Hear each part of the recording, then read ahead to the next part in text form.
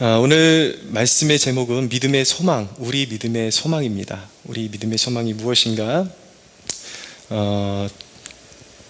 오늘 말씀을 시작하면서 첫째로 우리가 알아야 되는 것은 하나님의 자녀됨의 영광스러움에 대해서 우리가 알아야 됩니다.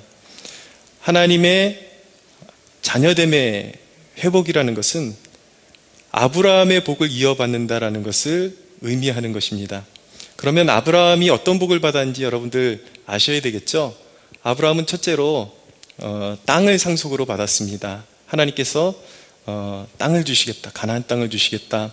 근데 이것은 영적으로 단순히 땅에 관한 이야기만이 아니라 우리의 영적인 지경을 넓혀주시고, 그리고 종국적으로 저 하나님 나라에서 맞이하게 되는 그런 유업을 의미하는 것입니다. 그리고 두 번째로 자손을 주신다고 했죠. 하나님께서 아브라함에게 하늘의 별처럼 땅의 티끌처럼 너의 자손을 번창하게 하겠다. 그리고 너의 후손으로 말미암아 천하 만민이 복을 얻게 하겠다라고 약속하셨습니다. 그런데 그 약속은 특별히 무엇을 염두에 두고 말씀해 주신 것이냐면 아브라함과 다윗의 자손으로 오시는 예수 그리스도를 통해서 천하 만민이 영적인 복을 얻게 될 것을 말씀하는 것입니다. 예수 그리스도 안에서 아브라함의 복이 예수 그리스도 안에서 아브라함의 복을 이제 이어가게 되는 것입니다. 쉽게 말씀드려서 예수님을 믿으면 아브라함의 복을 이어받게 되는 것입니다. 할렐루야. 예. 세 번째로 영원한 보호와 인도를 약속하셨습니다. 우리는 죄인인데 죄인들을 구속하셔서 죄를 완전히 씻어주셔서 새 사람으로 빚어주시고, 그리고 우리 안에 깨어졌던 그리스도의 형상을 온전케 회복시켜 주셔서 마침내 우리가 하나님 나라에 이를 때 그 영광 속에서 하나님이 우리를 지으셨을 때 그 본래의 형상, 지금 우리가 상상할 수도 없는 그 부활의 형상으로 우리를 완전히 변화시켜 주셔서 구속의 역사를 완성하시기까지 하나님께서 떠나시지 않는다라는 약속을 주고 계신 것입니다. 근데 이 약속은 원래 잃어버렸던 거였어요. 아담과 하와가 범죄하면서 인간에게 완전히 깨어진 약속이었고, 그리고 버려진 약속이었고, 인간은 저주받을 수밖에 없고 멸망할 수밖에 없는 그런 상태로 빠져들었지만 예수 그리스도 안에서 이 자녀됨의 영광이 회복되어진 것입니다. 믿으십시오. 여러분, 인생에 어떤 집중력이 없고 무엇을 해야 할지 모르고 뭘 위해서 살아야 할지 모르고 또 땅에 속한 사람처럼 살아갈 수밖에 없는 이유가 무엇이냐면 그가 자신이 어떤 존재이고 무엇을 위해서 부름받은 자인지 스스로가 알지 못하기 때문이에요. 그러니까 우리가 진정으로 이 땅에 살면서 진정한 가치 있는 삶을 살기 위해서는 예수 믿는 것이 무엇인가를 명확하게 깨달아야 된다는 것이죠. 하나님께서 예수 믿음을 통해서 우리에게 주신 자녀됨의 영광이 무엇인지를 깨달을 수 있어야 하는 것입니다. 자녀된다라는 것은 그 아브라함의 축복을 이어받는 백성들로 우리를 부르셨다라는 것을 우리는 마음속에 새겨야 되는 것입니다. 이 약속을 모르는 자들은요, 이 약속이 마음속에 심겨지지 않은 사람들은 사람들을 만나면 그냥 자기 사업을 위해서, 그리고 자기의 그런 어떤 유익을 위해서 사람들을 만나고 신변잡기 하다가 그냥 헤어지고 말아버립니다. 그러나 이 약속이 마음에 있는 사람, 내가 하나님의 자녀됨이라는 것을 아는 사람은 부지런하게 그 하나님이 나에게 주신 약속의 말씀을 믿음으로 말미암아 하나님께서 말씀하신 그 유업들을 누리기 위해서 생명의 씨를 내가 만나는 사람들마다 뿌릴 수밖에 없는 거예요.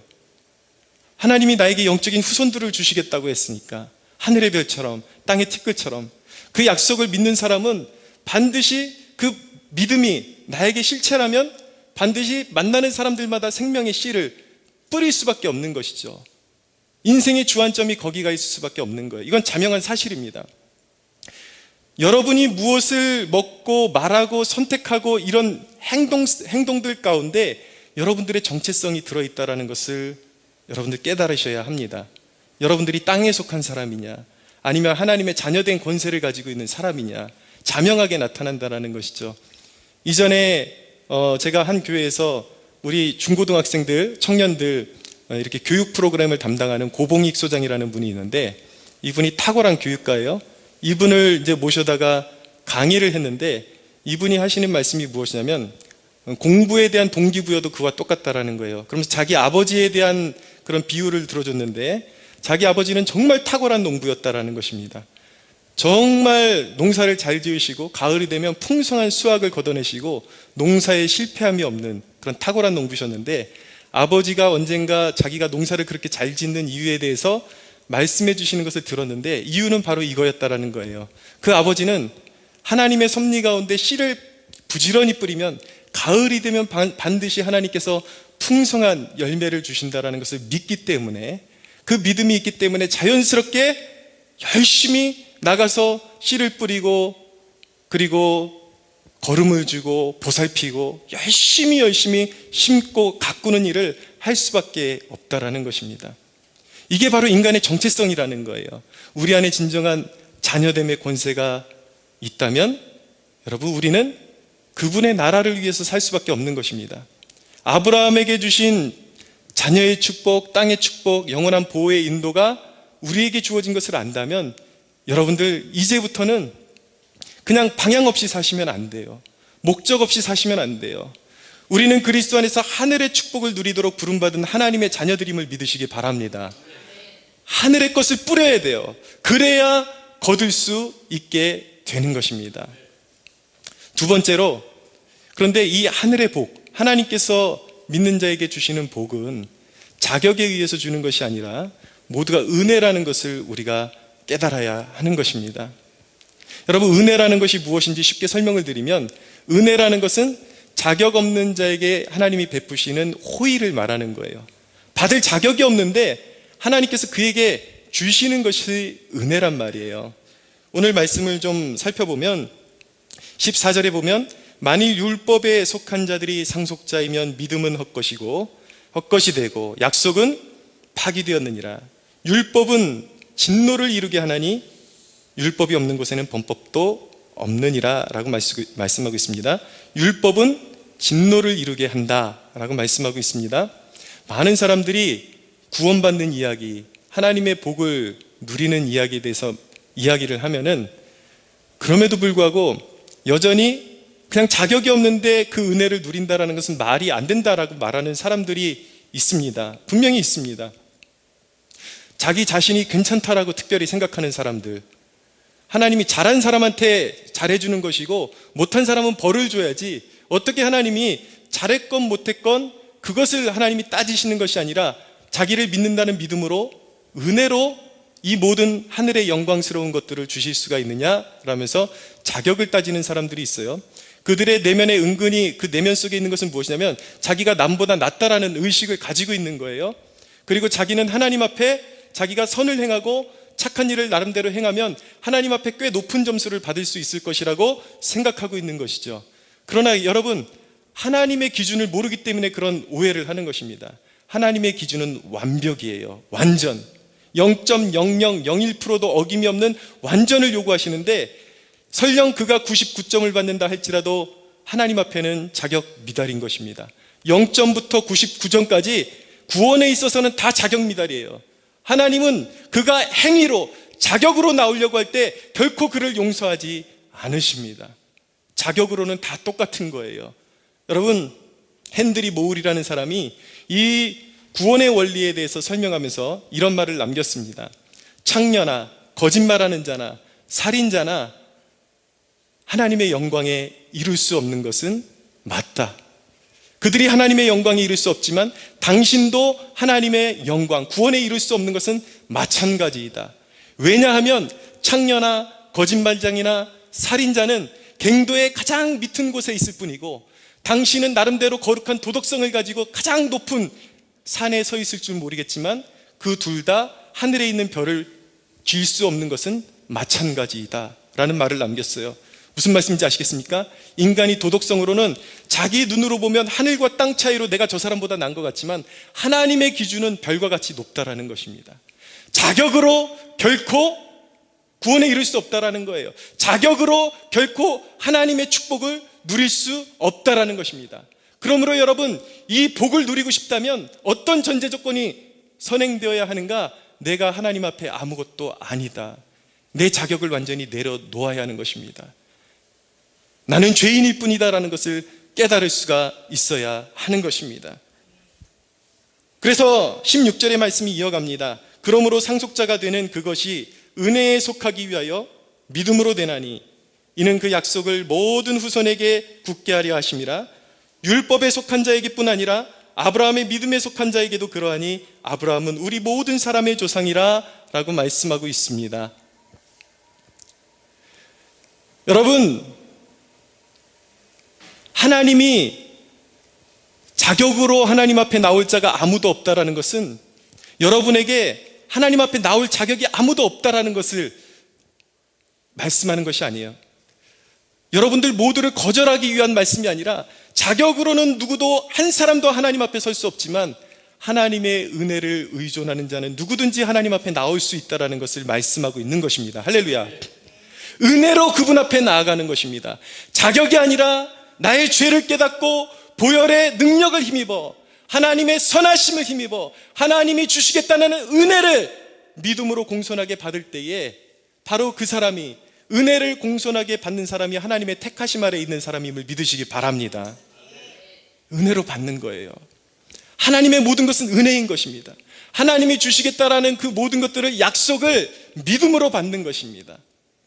여러분, 영적인 열등감에 사로잡혀 있는 사람들이 있습니다.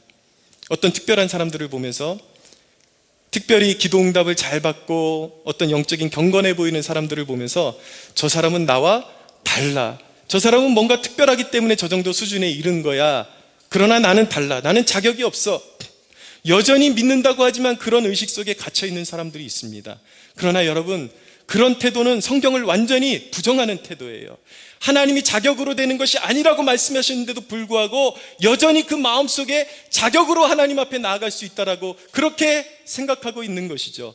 그러나 여러분, 영적인 수준의 차이는 있을 수 있어요. 분명히 영적으로 더 고지에 올라 있는 사람이 있을 수는 있지만, 그 사람이 우리와 체질이 다르기 때문에, 우리보다 자격이 탁월하기 때문에 그 자리에 올라간 것이 아니라, 누구든지 자격 없는 자를 은혜로 용서하시고 하나님 앞에 나오는 것을 허락해 주셨다라는 것을 믿고 그 믿음으로 나아간 자들이 그 영적인 수준에 오르게 되는 것입니다.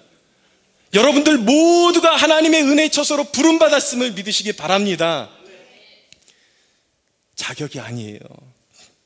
여러분, 누구도 하나님 앞에 그리스도의 은혜를 힘입어서 믿음으로 아버지 보좌 앞에 나아갈 수가 있습니다.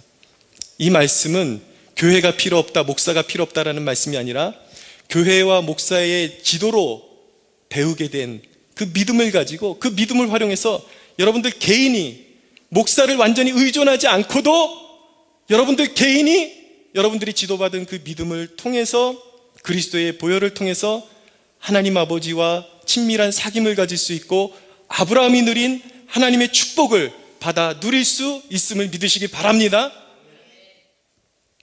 여러분들 모두가 성자가 따로 있는 것이 아니에요.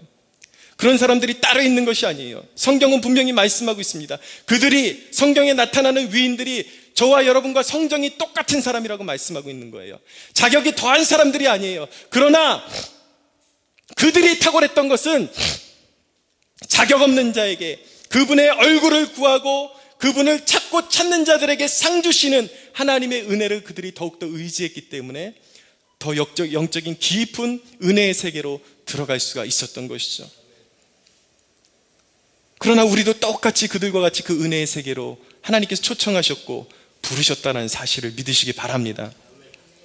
믿는 자 안에서 하나님의 약속하심은 이루어지는 것입니다. 그 믿음 안에서 아브라함에게 축복하셨던 그 약속의 말씀이 우리의 삶 가운데 이루어지게 되어 있는 것입니다. 그러나 세 번째, 여러분, 하나님이 우리에게 주신다라는 것을 우리가 믿음으로 받는 것인데, 여러분, 우리 믿음의 소망, 그러니까 우리에게 하나님이 약속하신 것이 다 이루어질 것이라는 그 기대를 가질 수 있는 근거는 사실은 우리 믿음 자체에 있는 것이 아니에요. 우리 믿음 자체에 있는 것이 아니라 우리의 믿음을 통해서 우리가 무엇을 바라봐야 하는 것인가? 전능하신 하나님을 바라봐야 하는 것입니다. 할렐루야. 우리 믿음의 소망은 누구에게 있는가? 우리 자신이 아니에요. 우리가 믿음이라고 말하는 그 자체도 아니에요. 전능하신 하나님을 믿음을 통해서 바라볼 때에 약속의 말씀이 이루어지는 것입니다. 그러나 여러분, 믿음이 올 때에 우리를 어둡게 하는 것이 무엇입니까? 난제가 있다라는 거예요. 현실이라는 문제, 외로움과 고통과 그리고 불가능이라는 이 장벽들이 우리를 가로막고 괴롭게 합니다. 근데 믿음을 오해한 사람들은 역시나 믿음을 이야기하면서도, 믿는다 하면서도 나는 현실적으로 불가능해 라고 말하는 사람들이 있어요. 그것은 믿음을 오해한 거예요. 그거는 자신의 믿음 자체에 믿음의 근거를 두었기 때문에 그 한계를 뛰어넘지 못하는 거예요. 믿음의 근거는 내 자신에게 두는 것이 아닙니다. 내게 있는 무언가에, 내게 펼쳐지고 있는 어떤 상황에 믿음의 근거를 두는 것이 아니에요. 내 앞길이 내가 원하는 만큼 잘 열리고 활짝 열린 것 같으면 잘 될 거야 라고 믿는 것이 믿음이 아니에요. 믿음은 그 불가능한 것 같은 그 불가능한 상황 속에서 전능하신 하나님을 바라보는 것이 믿음인 것입니다. 여러분, 오히려 우리를 가로막고 있는 장애물들은요, 우리의 믿음을 더욱더 영화롭게 한다는 사실을 기억하셔야 하는 거예요. 장애물이 없으면 믿음은 아무것도 아닌 거예요. 장애물이 있기 때문에 믿음이 종국 영광스럽게 되는 것입니다. 아브라함이 믿음이 그것을 증거하고 있습니다. 오늘 본문 17절은, 이 본문의 배경은 아브라함이 이삭을 하나님의 명령을 따라서 번제로 드렸던 그 대목을 배경으로 하고 있는 것입니다. 어느 날 하나님께서 아브라함에게 나타나셨어요. 너의 독자, 외아들, 약속의 자손 말하는 거예요.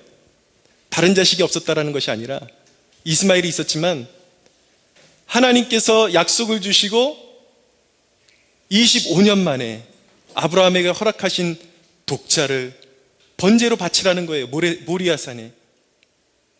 청천벽력 같은 이야기 아닙니까? 여러분이라면 순종할 수 있겠습니까? 근데 하나님의 명령을 따라서 아브라함이 그대로 순종했다라는 거예요. 이해가 가지 않는 상황 속에서 아브라함이 순종할 수 있었던 이유가 무엇인가? 그것이 오늘 17절 본문에 나타나고 있는 것입니다. 기록된 바 내가 너를 많은 민족의 조상으로 세웠다 하신 것 같으니 그가 믿은 바 하나님은 죽은 자를 살리시며 없는 것을 있는 것으로 부르시는 이시니라 라고 말씀하고 있는 거예요. 이 대목을 히브리서가 부연하고 있습니다. 히브리서에 있는 말씀 제가 찾아서 읽어드리겠습니다. 히브리서 11장 17절 이하에 보면 아브라함은 시험을 받을 때 믿음으로 이삭을 드렸으니 그는 약속들을 받은 자로 돼 그 외아들을 드렸느니라. 그에게 이미 말씀하시기를 내 자손이라 칭할 자는 이삭으로 말미암으리라 하셨으니 그가 하나님이 능히 이삭을 죽은 자 가운데서 다시 살릴 줄을 생각한지라. 비유컨대 그를 죽은 자 가운데서 도로 받은 것이니라. 아브라함의 믿음은 그런 것이었습니다.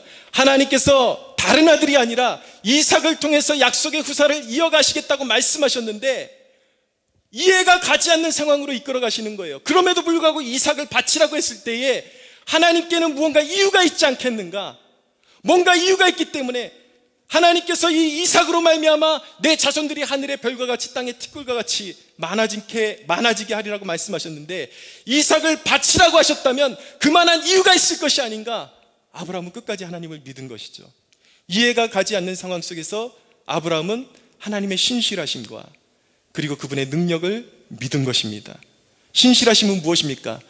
하나님의 성품 중에 그 신실하심은 반드시 하나님은 거짓이 없으시기 때문에 자신이 뱉으신 말씀을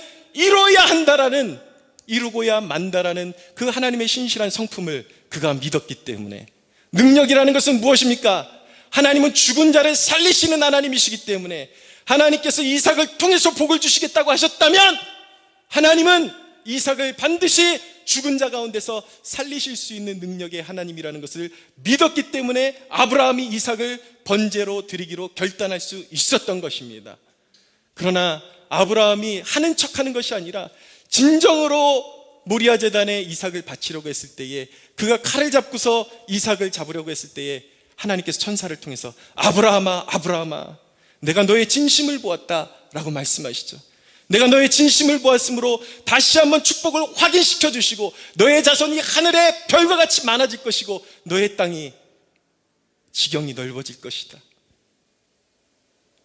그리고 하나님께서는 이삭 대신에 바칠 수 있는 순양을 한 마리 준비해 주셨던 것입니다. 할렐루야. 여러분, 믿음이라는 것은 무엇입니까? 믿음이라는 것은 믿는 자에게 죽은 자를 살리시는 하나님의 부활의 역사가 나타날 것을 믿는 것이 믿음인 것입니다. 이 믿음이 있는 사람은 세상을 등지고 걸어갈 수가 있어요. 하나님의 말씀에 순종할 수가 있어요. 이해가 가지 않아도 하나님의 뜻이라면 순종할 수가 있어요. 하나님은 죽은 자를 살리시는 분이시기 때문에, 부활의 하나님이시기 때문에 이해가 가지 않는 길도 순종함으로 그는 따라갈 수가 있어요. 그래서 여러분, 우리는 세상의 영화를 다 내려놓고 하나님이 말씀하신다면 선교지로도 떠날 수 있는 것입니다. 왜냐하면 하나님은 하나님을 믿고 신뢰하는 자에게 땅과 기업을 약속으로 주시기 때문인 것입니다. 할렐루야. 하나님은 항상 하나님의 백성들에게 선한 것들로 갚으시고 역사하시는 분이에요. 믿음의 보상은 무엇입니까? 하늘의 축복이요, 그리고 풍성한 생명력인 것입니다. 여러분, 우리나라 교회 역사에 위대한 일꾼 중에 한 분이 누구냐면 한경직 목사님이라는 분이 있습니다. 이분은 1902년도에 평안남도 그 어느 마을에 자작이라는 아주 시골 마을, 아주 작은 마을에서 태어났습니다. 예수를 모르는 유교에 젖어 있던 그런 마을이었어요. 근데 어느 날 사무엘 모펫이라는, 즉 우리나라의 교회 역사에는 마포 삼렬이라고 그렇게 이름이 붙여진 분이 있습니다. 이 마펫 선교사님이 평양신학교를 처음 세우신 분이에요. 장로의 신학교의 전신이 되는 평양신학교를 최초로 세우신 분이 마펫 선교사님이에요. 어느 날 이분이 평양으로 가는 길에 길을 잃어버리고 이 자작이라는 마을에 잘못 들어섰는데, 그때 복음을 전했는데 하나님이 그 사역에 복을 주셔서 온 마을이 다 예수님을 영접하게 됩니다. 그래서 처음으로 그 자작이라는 마을에 자작교회라는 곳이 세워져요. 자작교회에서 이 한경직이 어린아이 시절부터 주일학교를 통해서 성경을 배우게 됩니다. 하나님의 말씀에 눈뜨기 시작해요, 어린 날부터. 그리고 이후에 자라가기 시작하면서 오산학교라는 곳에 들어가서 거기서 신앙의 정신과 그리고 나라 살아가는 민족애를 그때 배우게 됩니다. 그것이 중요한 이유는 무엇이냐면 당시가 일본에게 식민지로 먹혀 있었던 시절이기 때문이에요. 신앙의 정신과 민족애로 채워지고 나서 그가 숭실대학에 들어가게 됩니다. 숭실대학에 들어가서 진학 중에 소래포구를 걷고 있는데, 그가 소래포구에서 하나님께 기도하고 있는 중에 하나님의 부르심과 음성을 듣게 됩니다. 너는 이제부터 나의 종이 되어서 내게 몸 바쳐서 복음을 위해서 일하라는 하나님의 음성을 듣게 됩니다. 그리고서 선교사들의 권유를 따라서 미국으로 유학을 가죠. 그래서 엠포리아 대학을 거쳐서 프린스턴 대학에 가서 신학을 이제 수학하게 됩니다. 프린스턴에서 수학하다 보니까 거기서 뭐 설교대회에서 상도 받고 인정받고 그러니까 공부를 더 하고 싶은 생각이 들어서 이제 예일 대학에 가서 이제 수학을 더 하려고 이제 진행을 했는데, 갑자기 이 사람에게 중병이 온 거예요. 폐결핵 2기가 돼서, 오늘날에는 폐결핵이 아무것도 아닌 병이지만 그 당시만 해도 폐결핵 2기가 되면 100% 죽을 수밖에 없는 병이었어요. 그런데 한경직이 그 폐결핵 2기에 하나님 앞에 기도를 합니다. 하나님, 내가 나라를 위해서 이렇게 공부하러 왔는데 이 나라를 위해서, 우리 민족을 위해서 한번 일해보지도 않고 여기서 죽는 것은 너무 제게는 힘이 든 일입니다. 제 인생에 3년만 연장시켜 주시면 공부를 지금 중단하고 우리 나라로 건너가서 이 민족을 위해서 일하는, 신앙으로 깨우는 그런 사명을 감당하다가 하나님께 부름받고 싶습니다. 근데 하나님께서 호전시켜 주셨어요, 건강을. 그래서 미국에서 수학하던 걸 멈추고 한국으로 와서 신의주 제2교회 담임으로 이제 들어오게 됩니다. 그래서 수많은 청년들을 깨우기 시작해요. 신앙의 기초를 놓고 이제 당시에 다시 애국운동, 민족적인 국가애를 심어주고 이런 일에 전심을 다하게 됩니다. 당시에 이제 일제로부터 신사참배를 강요받던 시절이었는데 한경진 목사님이 신사참배를 거부하다가 교회에서 강제로 쫓겨나게 됩니다. 지금 한간에 돌아다니는 자료에는 한경진 목사님이 노년에 자기가 신사참배했다라는 고백을 했다라고 그렇게 알고 있는데, 그분이 그렇게 말씀하신 것은 이분이 민족의 죄악을 짊어지고 그렇게 말씀하신 것이지, 실제적인 팩트는 그분이 신사참배를 거부하다가 교회에서 쫓겨난 것이 팩트인 것입니다. 쫓겨났어요. 근데 당시 이제 이 북녘땅 전역에 공산주의가 막 득세하던 시절이었어요. 그래서 한경진 목사님이 이제 여러 동지들과 더불어서 공산주의를 제지하는 운동에 몸담게 됩니다.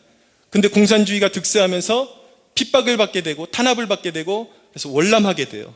월남하게 되면서 이 나라에 와서 중구 저동에 배단위 전도교회라는 것을 세우게 되는데, 그것이 바로 오늘날의 영락교회인 것입니다.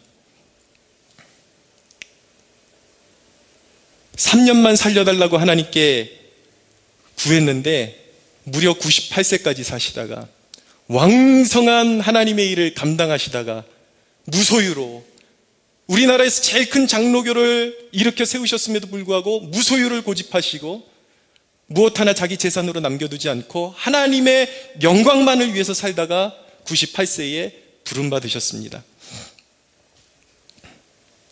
그가 이루어놓은 업적을 보면 바피오스 선교사와 함께 월드비전을 이루어서 세계의 기아와 굶주림으로 죽어가는 아이들을 위해서 그가 자선단체를 세우고, 우리나라에 또 고아된 애들을 돌보는 보린원, 양로원, 그리고 모자원이라고 해서 홀로 된 엄마들, 아이들 엄마들을 돌보는 모자원을 세우고, 그런 호럴 단신으로 병마와 싸우고 질병에 노출되고 쫓김을 받고 공산주의의 그런 위협을 받고 죽음의 고비를 넘기고 그런 험난한 인생에 도전을 받았지만, 그는 98세까지 살면서 수많은 고아들의 아버지, 길 잃고 외롭고 고통당하는 자들의 아버지가 되었던 것입니다. 여러분, 제가 지금 이 한경직 목사님에 대해서 말씀드리는 것은 무엇이냐면, 우리나라에 이렇게 위대한 하나님의 사람들이 있었다라는 것을 소개하고 싶은 마음도 있지만, 사람을 내세우기 위해서 여러분들에게 얼마나 위대한 사람이 있었는지를 보라고 말씀드리는 것이 아니라, 여러분 룻기라는 성경을 보면 거기에 하나님이 구체적으로 어떻게 하셨다라는 말씀이 하나도 나오지를 않아요.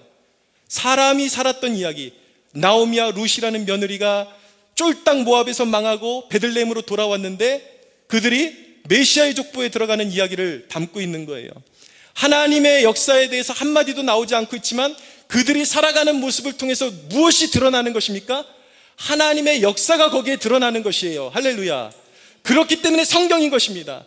제가 한경진 목사님의 인생에 대해서 여러분들에게 풀어드리는 이유는 무엇이냐면, 한 인생 가운데 아브라함의 복을 성취하시고 이어가시는 하나님의 위대하심, 그리스도의 생명력, 그리스도의 부활의 능력을 여러분들에게 증거하고 싶어서 하나님의 위대하심을 보라고 여러분들에게 설명하고 있는 것입니다. 할렐루야.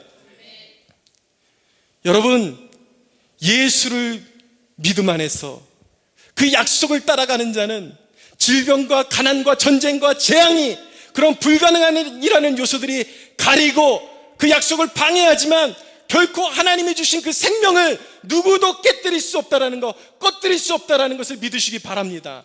믿음을 따라가는 자는 그 불씨가 꺼지는 것 같지만 결코 꺼지지 않아요. 왜냐하면 그 안에 성령께서 역사하고 계시기 때문인 것입니다. 믿음을 따라가는 자는 홀로 된 것 같지만 영적인 자녀들을 얻습니다. 믿음을 따라가는 자들은 세상에서 망한 것 같지만 지경을 얻습니다. 할렐루야. 이것이 믿음의 축복이에요. 종국에 그가 죽음의 강을 건너서 영원한 하나님의 나라에서 변치 않고 무너지지 않는 영원한 기업을 그는 선물로 받게 되는 것입니다. 여러분, 믿음의 위대함, 자녀됨의 위대함 깨달아지십니까? 마음에 와닿습니까? 그런데 여러분, 왜 세상에서 비굴하게 사십니까? 예? 제가 설교를 이렇게 잘못 오해하게 되면 제가 부자들을 뭐 잘못됐다고 말하는 것 같은데 그런 건 아니라 우리의 행복이, 그리스도인의 행복이 있고 없고에 달리지 않았다라는 걸 말씀드리고 싶은 거예요. 여러분은 이 자녀됨의 영광을 여러분들이 믿음으로 취해놓고서도 여전히 여러분들보다 좋은 차를 타고 다니거나 어마어마한 집에 살거나 여러분들보다 더 좋은 어떤 조건을 가진 사람들을 보면서 여전히 부러워합니다. 여전히 여러분들이 비참하다고 생각합니다. 제가 말씀드리고 싶은 건 이거예요. 왜 여러분들 스스로가 비참하게 만드냐는 것이죠. 왜 세상과 비교하냐는 것이죠. 여러분들은 세상과 비교할 수 없는 약속을 받은 약속의 후사라는 것을 기억하셔야만 하는 것입니다. 여러분, 이 땅의 청년들이 한때 전도에 앞장서고 교회의 마룻바닥에 엎드려서 눈물로 흥건히 교회 바닥을 적셨던 시절이 있습니다. 그런데 오늘날 교회가 텅텅 비어가고 있어요. 청년들이 다 떠나가고 있어요. 비었어요. 왠지 아십니까? 세상의 기반을 위해서 하나님을 등지고 하나님을 배신하고 세상에서 잘 살아보겠다고 그렇게 청년들이 떠나간 것입니다. 그런데 여러분, 세상이 그들을 도와줍니까? 지금 이 나라는 가장 역사상 취업난에, 경제적인 대란에 아우성을 치고 있습니다.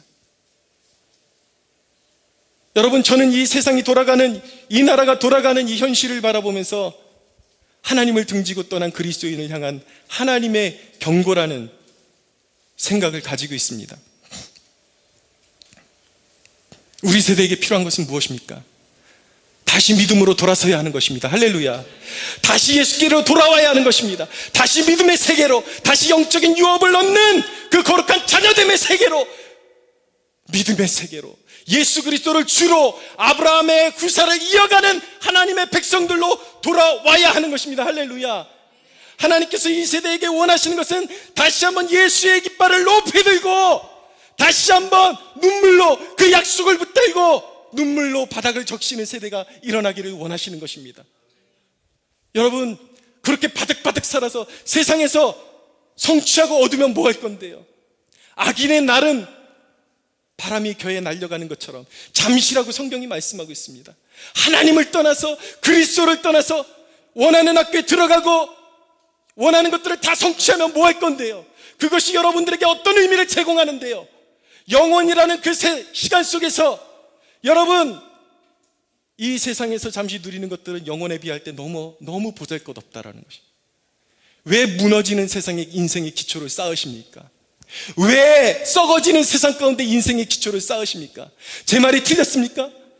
여러분, 제가 어떤 부류를 비하하는 것 같지만 더 적절한 비유가 생각나지 않아서 말씀드립니다. 그들도 예수 믿으면 구원을 받습니다. 그러나 한 가지 분명한 사실은, 여러분, 이 나라에서 내놓으라 하는 재벌들을 보십시오.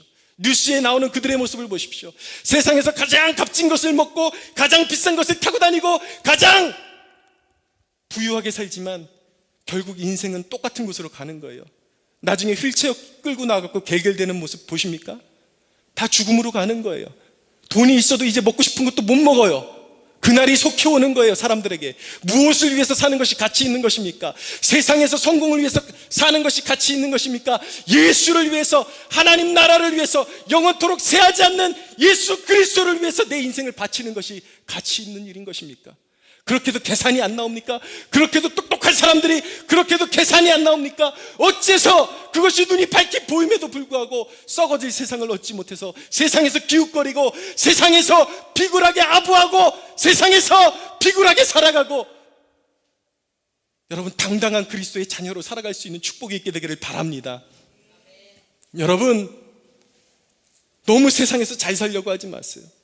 조금 손해보더라도 하나님의 것을 먼저 선택하고 예수를 위해서 죽기로 선택하면 하나님께서 살 길을 열어주실 것을 믿으시기 바랍니다. 길이 열려요. 그리스도인에게 길이 열려요. 하나님의 자녀들에게 길이 열려요. 여러분, 세상에서 바쁘게 사는 것만이 능사가 아니에요.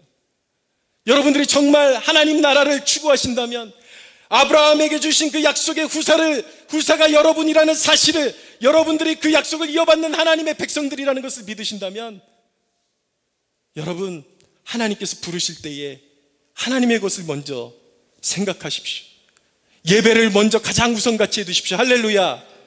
기도할 때가 되면 일을 끊으십시오. 기도하십시오. 말씀 앞에 서십시오. 하나님을 위해 달려가십시오.